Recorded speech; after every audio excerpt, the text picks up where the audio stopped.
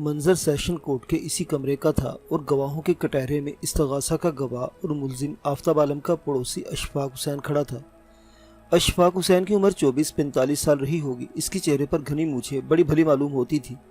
اشفاق حسین اس building میں گزشتہ 20 سال سے رہ رہا تھا۔ وہ ایک سلجھا ہوا اور بردبار شخص نظر آتا تھا۔ اشفاق حسین نے سچ بولنے کا حلف اٹھانے کے بعد نہایت ہی مختصر سا بیان دیا، جس کا لب لباب یہ تھا کہ اس کی نظر میں آفتاب عالم کوئی معقول شخص نہیں تھا۔ اس کے گھر سے اکثر و بیشتر لڑائی جھگڑے کی آوازیں آتی رہتی تھی، خاص طور پر جب سے اس نے نئی شادی کی تھی۔ اس کے بعد اس گھر سے ہنگامہ آرائیاں کچھ زیادہ ہی بڑھ گئی تھی۔ اس نے ایک دو مرتبہ ملزم کے ضعیف والد مشرف حسین کو بھی اس سلسلے میں ٹوکا تھا، جس نے ملزم کو سمجھانے کا وعدہ کیا تھا۔ اشفاق حسین کا بیان ختم ہوا تو میں نے سوالات کے لیے آگے بڑھا۔ میں نے پوچھا، اشفاق حسین صاحب، ماشاءاللہ آپ اس بلڈنگ میں کافی عرصے سے رہ رہے ہیں، وہاں کے دیگر مکینوں کے بارے میں آپ کو خاصی معلومات ہوں گی۔ میں اپنے کام سے کام رکھنے والا آدمی ہوں جناب، اشفاق حسین نے بتایا۔ دوسروں کی ٹوبے رہنا مجھے پسند نہیں۔ ہماری بلڈنگ میں زیادہ تر لوگ کرایہ دار ہیں، اس لیے آتے جاتے رہتے ہیں۔ میں نے کہا، اشفاق صاحب، میں آنے جانے والے کرایہ داروں کی بات نہیں کر رہا ہوں۔ آپ کی طرح کے کچھ اور لوگ بھی اس بلڈنگ میں اپنے ذاتی فلیٹوں میں رہتے ہیں اور سال ہر سال سے رہ رہے ہیں۔ ہاں ایسا تو ہے اشفاق صاحب، ملزم آفتاب عالم آپ کا پڑوسی ہے۔ آپ دونوں کے فلیٹوں کے دروازے تقریباً سامنے آمنے ہیں۔ میں نے ذرا کے سلسلے کو آگے بڑھاتے ہوئے کہا، آپ نے اپنے بیان میں کہا ہے کہ آپ کو سامنے والے فلیٹ سے اکثر لڑائی بھڑائی کی آوازیں آتی رہتی تھی۔ اشفاق حسین نے اس بات میں جواب دیا، اکثر و بیشتر میں اس قسم کی آوازیں سنتا رہتا تھا، اور خصوصاً رات میں، بلکہ رات گئے تو کہیں تو زیادہ بہتر رہے گا۔ میں نے پوچھا، کیا آپ رات کو دیر تک جاگنے کے عادی ہیں؟ آپ کا اندازہ درست ہے، اس نے بتایا۔ میں دراصل رات کو خاصی دیر تک دکان کھلی رکھتا ہوں۔ آپ تو جانتے ہی ہوں گے کہ تاریخ روڈ کی رونق رات گئے تک برقرار رہتی ہے۔ میں کپڑے کی ایک دکان چلاتا ہوں۔ میں نے پوچھا، اشفاق صاحب، ملزم آفتاب عالم کو آپ کے پڑوس میں آباد ہوئے کتنا عرصہ ہوا ہے؟ یہی کوئی 3-3.5 سال۔ آپ نے اپنے بیان میں بتایا کہ خاص طور پر جب سے ملزم نے نئی شادی کی تھی، اس کے بعد سے اس کے گھر میں ہنگامہ آرائی کچھ زیادہ ہی بڑھ گئی تھی۔ کیا آپ یہ کہنا چاہتے ہیں کہ ملزم کی دوسری بیوی کوئی جھگڑالو عورت تھی؟ میرا ہرگز یہ مطلب نہیں تھا۔ پھر کیا مطلب تھا؟ وہ بولا، در حقیقت بات یہ ہے کہ مرحومہ رضوانہ سے پہلے ملزم آفتاب عالم فیروزہ بیگم کا شوہر رہ چکا تھا۔ ان دونوں کی شادی لگ بھگ 1 سال تک گئی، پھر وہ حادثاتی موت کا شکار ہو گئی۔ مرحومہ فیروزہ بیگم کا ہمارے ہاں آنا جانا بھی تھا، اس لیے ہمیں کافی باتیں معلوم ہوتی تھیں، لیکن رضوانہ کے سلسلے میں ملزم نے خاص طور پر پابندی لگا رکھی تھی۔ اسے آس پڑوس میں جانے کی اجازت نہیں تھی، اس لیے میں کوئی بات یقینی طور پر نہیں کہہ سکتا۔ البتہ یہ ضرور ہے کہ دونوں میاں بیوی آپس میں لڑتے جھگڑتے رہتے تھے۔ اشفاق حسین نے خاصا الجھا ہوا جواب دیا تھا۔ میں نے ذرا مختلف زاویے سے سوال کیا، اشفاق صاحب، آپ تو فیروزہ بیگم کے خاصے پرانے پڑوسی تھے، اور آپ کے بقول ان سے آپ کے گھریلو مراسم بھی تھے۔ کیا بتا سکتے ہیں کہ فیروزہ بیگم نے ملزم آفتاب سے کن حالات میں شادی کی تھی؟ وکیل اسپائی نے فوراً مداخلت کی۔ مجھے سخت اعتراض ہے جناب عالی، میرے فاضل دوست ایک غیر متعلق موضوع کو بیچ میں لا کر خام خواہ عدالت کا قیمتی وقت برباد کرنے کی کوشش کر رہے ہیں۔ میں نے کہا، یور آنر، جو معاملہ اس وقت غیر متعلق نظر آ رہا ہے، آگے چل کر وہ انتہائی متعلق ہو جائے گا، اس لیے معزز عدالت سے میری استدعا ہے کہ وہ وکیل اسپائی کو میری جرح میں مداخلت سے باز رکھے۔ وکیل اسپائی نے کہا، جناب عالی، وکیل استغاثہ کو اپنے استغاثے تک محدود رہنا چاہیے۔ میرے موکل کے ماضی کو کریت کر وہ کیا ثابت کرنا چاہتے ہیں؟ جج نے مجھ سے مخاطب ہوتے ہوئے کہا، بیگ صاحب، آپ اپنے سوالات کو مرحومہ رضوانہ اور ملزم آفتاب عالم تک محدود رکھیں۔ آل رائٹ یور آنر، میں نے گردن کو ہلکا سا خم دے کر نہایت ہی مؤدبانہ لہجے میں کہا، پھر اشفاق حسین کی جانب متوجہ ہو گیا۔ اشفاق صاحب، میں نے جج کی ہدایت کے مطابق سوال کیا۔ آپ کا بیان ہے کہ ملزم کے گھر سے اکثر لڑائی جھگڑے ہی کی آوازیں آتی رہتی تھیں۔ کیا وقوع کی رات بھی آپ نے اس نوعیت کی کچھ آوازیں سنی تھی؟ مجھے اچھی طرح یاد ہے کہ میں نے وقوع کی رات ایسی آوازیں سنی تھی، اشفاق حسین نے جواب دیا۔ اس رات میرے سر میں درد تھا اور میں بے چینی سے کروٹ بدل رہا تھا۔ مجھے یہ بھی یاد ہے کہ وقوع کی رات ملزم خاصی دیر سے گھر آیا تھا، تقریباً 2 بجے کے بعد۔ اس قیامت کی تھوڑی دیر بعد میاں بیوی میں جھگڑا شروع ہو گیا تھا۔ دیٹس آل یور آنر، میں نے جرح ختم کر کے اپنی سیٹ پر بیٹھ گیا۔ وکیل اسپائی نے گواہ کو آڑے ہاتھوں لیا۔ اشفاق حسین صاحب، کیا آپ کو یہ بات معلوم ہے کہ دوسرے کے گھر کی باتیں سننا سنگین ترین اخلاقی جرم ہے؟ جی ہاں، میں یہ بات اچھی طرح جانتا ہوں۔ اس کے باوجود بھی آپ اپنے پڑوسی کے اندرون خانہ لڑائی جھگڑے کو بڑی توجہ سے سنتے رہے ہیں۔ اشفاق حسین نے باعتماد لہجے میں کہا، وکیل صاحب، لگتا ہے آپ نے میرے جوابات پر غور نہیں کیا۔ ایک لمحے کو رک کر اس نے باری باری پہلے جج کو اور پھر مجھے دیکھا۔ اس کے بعد وکیل اسپائی کی جانب مڑتے ہوئے کہا، وکیل صاحب، میں نے کہیں بھی یہ نہیں کہا کہ میں خاص طور پر کان لگا کر اپنے پڑوسی کے گھر کے جھگڑے کو سنا کرتا تھا۔ حقیقت یہ ہے کہ ان کی لڑائی جھگڑے کی آوازیں خود بخود میرے کانوں تک پہنچ جاتی تھی۔ اس میں میری مرضی کو دخل نہیں تھا، اس لیے میں کسی اخلاقی جرم کا مرتکب نہیں ہوا ہوں۔ वकील सफाई ने पूछा, इशफाक साहिब, आपने वकील इस्तगासा के एक सवाल के जवाब में बताया कि वक़ुआ की रात मेरा मुवक्किल 2 बजे के बाद घर लौटा था और आते ही इसने अपनी बीवी से लड़ाई झगड़ा शुरू कर दिया। आप इससे क्या साबित करना चाहते हैं? मैं तो कुछ साबित करना चाहता हूँ और ना ही कुछ झुलाना चाहता हूँ, अशफाक हुसैन ने तुर्की बतुर्की जवाब दिया। ये काम आप वकील साहिबान का है, मैं तो बस अपना फ़र्ज़ पूरा कर रहा हूँ। आप लोग मुझसे जो भी पूछेंगे मैं खुदा को हाजिर नाजिर जानकर आपके सवाल का दुरुस्त जवाब दूंगा। वकील सफाई ने 2-3 मजीद सवालात पूछकर जिरा ख़त्म कर दी।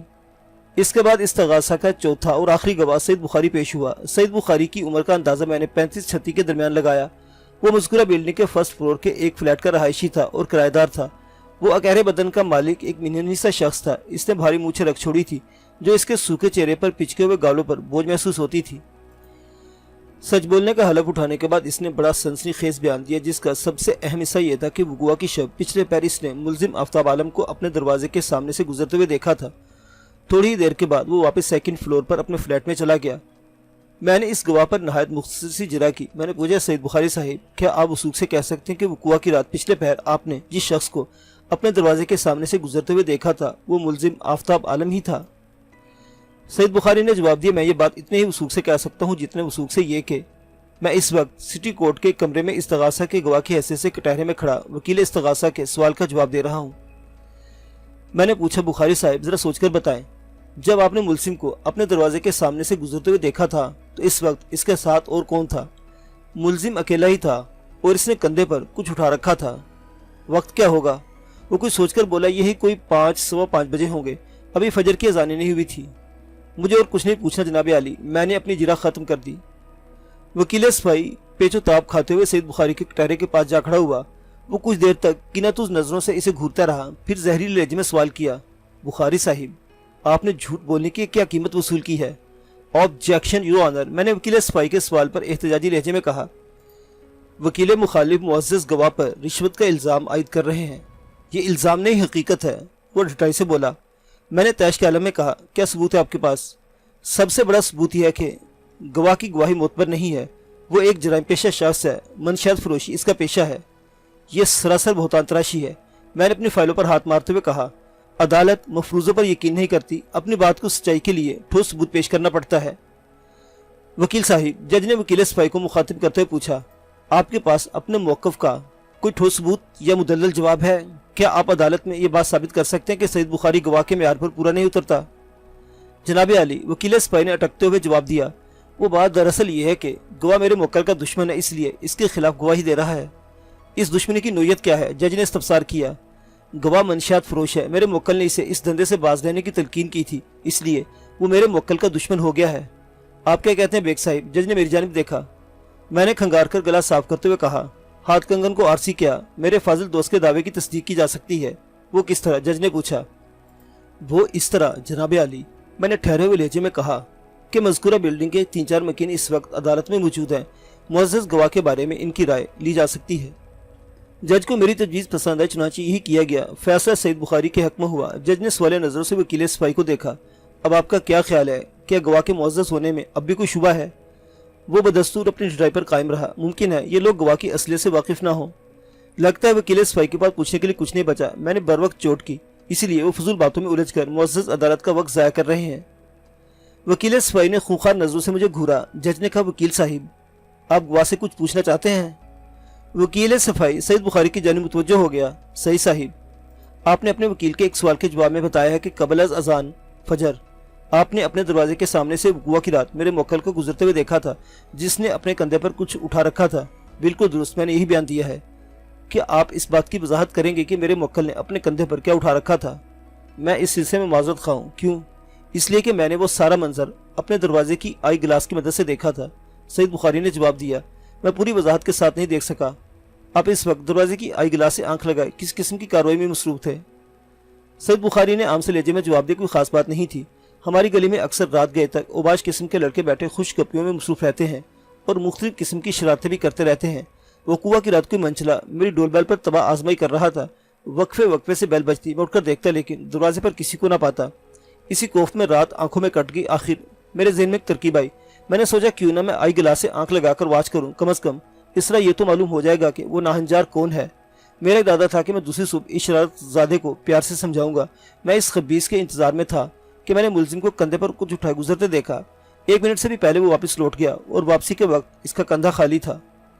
मैंने एक बात खास तौर पर नोट की कि जज पूरी दिलचस्पी से सईद बुखारी के इंकिशाफात सुन रहा था। मैं अपने मकसद में कामयाब हो चुका था। जो नुक्ता मैं जज के इल्म में लाना चाहता था वो वाज़ेह हो चुका था।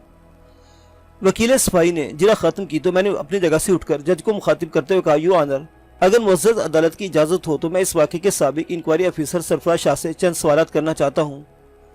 Your are permitted. जज ने इजाज़त दी थी। आईओ सरफराज शाह कटहरे में आकर खड़ा हो गया। इसकी उम्र लगभग 27 साल थी। वो सेहतमंद जिस्म का मालिक, एक खुशशक्ल शख्स था। इसके चेहरे पर छोटी छोटी दाढ़ी भी मौजूद थी। पुलिस की वर्दी इसके बदन पर खूब जच रही थी। मैंने सवालात का आगाज़ करते हुए कहा, सरफराज शाह साहिब, अगर मैं आपको सिर्फ शाहजी कहकर मुखातिब करूँ तो आपको कोई एतराज़ तो नहीं होगा? वो ज़रेला मुस्कुराया। मुझे सब शाहजी ही कहते हैं, आप भी कह लें जनाब। मैंने कहा, शाहजी, 24 दिसंबर की सुबह मरहुमा रिजवाना के साथ जो कुछ भी पेश आया, आप इस वाक़े के तफ्तीशी अफसर थे। गालिबन वक़ुआ का नक्शा भी आपने तैयार किया था? जी हाँ, मुशीरनामा वगैरह मैंने ही तैयार किया था। मैंने पूछा, शाहजी, आप जय वक़ुआ पर कितने बजे पहुँचे थे? इसने जवाब दिया, उस वक्त 8 बजने वाले थे। जब आप जय वक़ुआ पर पहुँचे, मरहुमा ज़िंदगी की कैद से आज़ाद हो चुकी थी?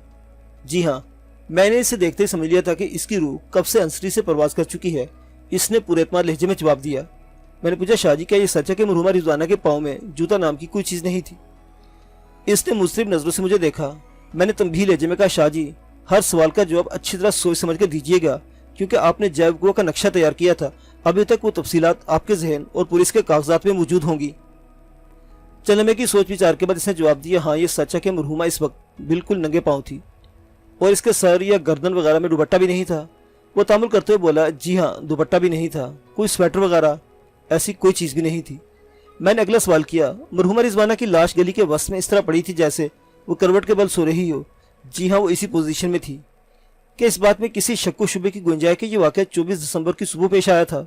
नहीं, शक की कोई गुंजाइश नहीं। वो खासा उलझ चुका था। पुलिस के रिकॉर्ड पर दिन और तारीख दर्ज है। मैंने ज़रा मुख्तलिफ ज़ाविये से सवाल किया, शाहजी, आप जिस वक्त जय वक़ुआ पर पहुँचे किस किस्म का लिबास ज़ेबतन किए हुए थे? वो मेरा सवाल सुनकर गड़बड़ा गया, फिर सरसरी से लहजे में जवाब दिया, जाहिर है मैं अपनी वर्दी पहने हुए था। क्या इस वर्दी में स्वेटर भी शामिल था? जी हाँ, इसने इस बात में जवाब दिया। उस रोज़ अच्छी खासी सर्दी रही थी। अपनी बात ख़त्म करते हुए चौंक गया, फिर हरासा नज़रों से मुझे देखने लगा। इसका अंदाज ऐसा था जैसे वो कोई संगीन गलती कर चुका हो। मैंने इसको सोचने का मौका दिए बगैर सवाल किया, शाहजी, पुलिस रिपोर्ट में मुताबिक ये एक इत्तफाकी हादसा था। मरहुमा रिजवाना अपने फ्लैट की छत पर से नीचे गिरकर हलाक हुई थी। इसमें क्या शक है? वो शिकस्ता लहजे में बोला। मैंने कहा, शाहजी, आपको मालूम है कि मरहुमा रिजवाना का फ्लैट बिल्डिंग के 2nd फ्लोर पर था? इसने परेशानी से मुझे देखा। जी हाँ, मुझे मालूम है। मैंने जज की जानिब मुड़ते हुए कहा, युवा अंदर, किसी बिल्डिंग के 2nd फ्लोर की छत से ज़मीन का फासला इतना कम भी नहीं होता कि वहाँ से गिरने वाले को खराज तक ना आए, जबकि शवाहिद से पता चलता है कि मरहुमा के सर में सिर्फ एक चोट का निशान था। हालांकि इतनी बुलंदी से गिरकर तो इनकी हड्डियों का सुरमा बन जाना चाहिए था। इनकी खोपड़ी का पाश पाश हो जाना भी बेइज्जत इम्कान नहीं था। लेकिन वहाँ सूरत हाल ये थी कि मरहुमा की कलाई में मौजूद कांच की चूड़ियाँ भी महफूज रहीं। अचानक वकील सफाई बीच में कूद पर, मुझे एतराज़ है जनाब आली, वकील इस्तगासा तो चूड़ियों का जिक्र इस तरह कर रहे हैं जैसे ये खुद मौका पर मौजूद थे। मैं मौका पर मौजूद ना सही, लेकिन मेरे पास ऐसे सबूत मौजूद हैं जो मेरे बयान की सच्चाई के लिए काफ़ी होंगे। मैंने ठहरे हुए लहजे में कहा, ऐसे कौन से सबूत हैं आपके पास? मेरे मोहतरम, आप खामखा अपनी तवानाई ज़ाया ना करें।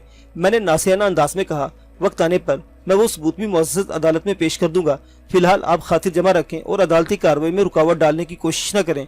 फिर मैंने जज को मुखातिब करते हुए कहा, योर ऑनर, अदालत का वक्त खत्म होने में 15-20 मिनट बाकी रह गए हैं। क्या ये मुनासिब ना होगा कि मैं आज ही तफ्तीशी अफसर सरफराज शाह साहिब पर अपनी जिरा मुकम्मल कर लूँ? जज ने वकील सफाई को मुदाखलत से बाज आने की ताकीद की और मुझे जिरा जारी रखने की इजाज़त दे दी। मैंने तफ्तीशी अफसर से सवाल किया, शाहजी, क्या ये मुमकिन है कि कोई 2nd फ्लोर की छत से नीचे गली में गिरे और इसकी जिस्म पर खराज तक न आए, इसकी हड्डी पसली सलामत रहे और इसकी कलाई में मौजूद कांच की चूड़ियाँ तक महफूज रहे? इसने जाहिलाना अंदाज में जवाब दिया, मरहुमा रिजवाना को भी अच्छी खासी चोटें आई थी, मगर वो सब अंदरूनी चोटें थी और ये कि मुआवजे भी तो हो जाया करते हैं। अगर इसकी चूड़ियाँ नहीं टूट सकी तो इसमें हैरानी की कौन सी बात है? मैंने वाज़ेह तौर पर महसूस किया कि तफ्तीशी अफसर खासा नर्वस हो रहा था। जज पूरी तवज्जो से इसके जवाब सुन रहा था और अहम पॉइंट्स भी नोट करता जा रहा था। मैंने कहा, शाहजी, चले, आपकी बात से इत्तफाक कर लेता हूँ। मरहुमा की कलाई में मौजूद चूड़ियाँ भी मौजाती तौर पर टूटने से महफूज रहीं, लेकिन आप ये बात कैसे मालूम हुई कि इससे अच्छी खासी अंदरूनी चोटें भी आई थी? कि आपने लाश का पोस्टमार्टम करवाया था? اس کے چہرے پر ایک رنگ سا آکر گزر گیا۔ لاش کا پوسٹ مارٹم نہیں ہوا تھا، اس نے گھبراہٹ آمیز انداز میں جواب دیا۔ کیوں؟ ہم نے اس کی ضرورت ہی محسوس نہیں کی، وہ ایک اتفاقی حادثہ تھا۔ وہ نظریں چراتے ہوئے بولا۔ میں نے سخت لہجے میں سوال کیا، شاہ جی آپ نے قتل کی ایک واردات کو حادثے کا رنگ دینے کے لیے ملزم آفتاب عالم سے کتنی رشوت وصول کی تھی؟ یہ جھوٹ ہے۔ اس کے لہجے میں کمزور سا احتجاج تھا۔ ہم نے کسی سے کوئی رشوت نہیں لی۔ میں نے اس کی آنکھوں میں جھانکتے ہوئے سنسناتے ہوئے لہجے میں پوچھا، کیا یہ بھی جھوٹ ہے کہ ملزم کو مرحومہ کی حادثاتی موت کا سرٹیفکیٹ جاری کرنے کے لیے 50,000 روپے کی ایک موٹی رقم وصول کی گئی تھی؟ وکیل صفائی نے اعتراض جڑ دیا۔ بیگ صاحب آپ کے پاس کوئی ایسا ثبوت موجود ہے کہ میرے موکل نے پولیس کو بھاری رقم بطور رشوت دی ہو؟ میں نے تمسخرانہ انداز میں مسکراتے ہوئے کہا، میرے فاضل دوست، رشوت ثبوت کے ساتھ لی اور دی نہیں جاتی، یہ بات تو آپ بھی بخوبی جانتے ہوں گے۔ جج نے مجھے ہدایت کی، بیگ صاحب اب اپنے سوالات میں سے رشوت کا ذکر حذف کر کے جرا جاری رکھیں۔ میں نے جج کی ہدایت کے موجب ASI سرفراز شاہ سے سوال کیا، شاہ جی آپ نے میرے ایک سوال کے جواب میں بتایا تھا کہ جب آپ جائے وقوع پر پہنچے تو آپ نے سرکاری وردی کے اوپر سویٹر بھی پہن رکھا تھا۔ وجہ آپ نے یہ بتائی کہ مذکورہ روز اچھی خاصی سردی ہو رہی تھی، کیا میں ٹھیک کہہ رہا ہوں؟ وہ کمزور سی آواز میں بولا، میں نے یہی جواب دیا تھا۔ میں نے پوچھا، آپ نے اس بات کی بھی تصدیق کی ہے کہ جائے وقوع پر ملنے والی مرحومہ رضوانہ کی لاش کے پاس سینڈل، دوپٹہ یا کوئی سویٹر وغیرہ نہیں پایا گیا تھا؟ ہاں ایسی کوئی چیز وہاں نہیں پائی گئی تھی، شاہ جی میں نے چپتے ہوئے لہجے میں پوچھا۔ کیا آپ معزز عدالت کو یہ بتانا پسند فرمائیں گے کہ جس موسم میں آپ جیسا صحت مند انسان گرم وردی کے اوپر سویٹر اور پاؤں میں لانگ بوٹ پہنے ہوئے تھا، اسی موسم میں ایک کمزور عورت اپنے فلیٹ کی چھت پر ننگے سر اور ننگے پاؤں صرف ایک پھولدار شلوار قمیص میں کس طرح چلی گئی؟ آپ کی عقل اس بات کو تسلیم کرتی ہے؟ وہ اکھڑے ہوئے لہجے میں بولا، یہ تو آپ اسی سے جا کر پوچھیں۔ Thank you assistant sub inspector صاحب۔ میں نے تشکر آمیز نظروں سے سرفراز شاہ کو دیکھا۔ اس وقت میرے ہونٹوں پر بڑی معنی خیز مسکراہٹ تھی۔ وہ سٹپٹا گیا۔ آپ کس بات کا شکریہ ادا کر رہے ہیں؟ آپ کے ذری مشورے کا۔ میں بدستور مسکرا رہا تھا۔ میں سمجھا نہیں، اس کی حیرت میں کوئی کمی نہیں آئی تھی۔ میں نے کہا، شاہ جی آپ کے حکم کے مطابق اب ہر بات مرحومہ ہی سے پوچھوں گا۔ اس نے مجھے ایسی نظروں سے دیکھا جیسے میں دیوانہ ہو گیا ہوں۔ لکنت آمیز لہجے میں بولا، مرحومہ آپ کے سوالات کا جواب کیسے دے گی؟ میں اس کی لاش کا پوسٹ مارٹم کراؤں گا۔ اس کے ساتھ ہی عدالت کا مقررہ وقت ختم ہو گیا۔ جج نے نئی تاریخ دے کر عدالتی کارروائی ملتوی کر دی۔ آج کی سماعت خاصی سود پن ثابت ہوئی۔ خلیق الزماں اور فوزیہ میری کارکردگی سے مطمئن تھے۔